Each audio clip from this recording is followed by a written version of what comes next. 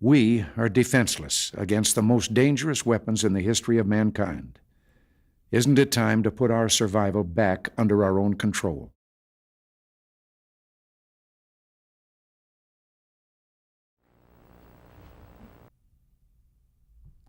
My fellow Americans, 1 week ago we showed the world what it means to love liberty.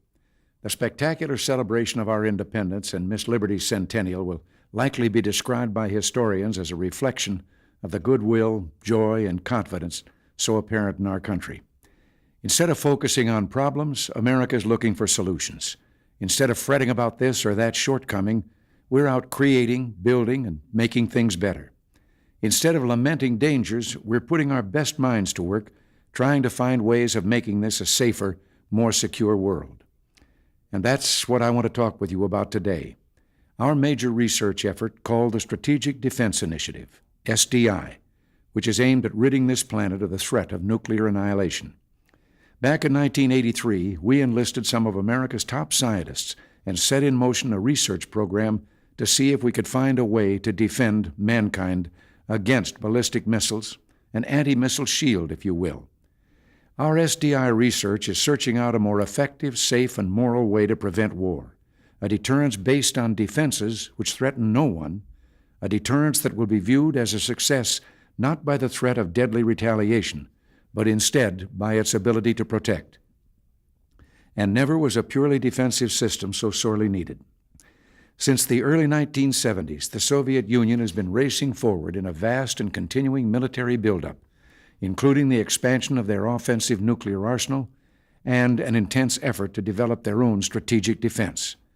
And as described in a publication issued last October by our state and defense departments, the Soviets also have deployed the world's only anti-ballistic missile system. These Soviet strategic defense programs have been termed Red Shield in an article in this month's Reader's Digest. They were confirmed in an open letter issued last month by a group of 30 former Soviet scientists now living in the United States. In stark contrast, we are defenseless against the most dangerous weapons in the history of mankind. Isn't it time to put our survival back under our own control?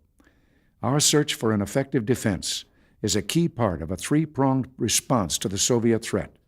We also have been moving ahead to modernize our strategic forces and simultaneously to reach fair and verifiable arms reduction agreements with the Soviet Union. The Soviets have yet to agree to arms reduction despite the strenuous efforts of several U.S. administrations. However, our SDI research to make nuclear missiles less effective also makes these missiles more negotiable. And when we talk about negotiations, let's be clear. Our SDI research is not a bargaining chip. It's the number of offensive nuclear missiles that need to be reduced, not the effort to find a way to defend mankind against these deadly missiles.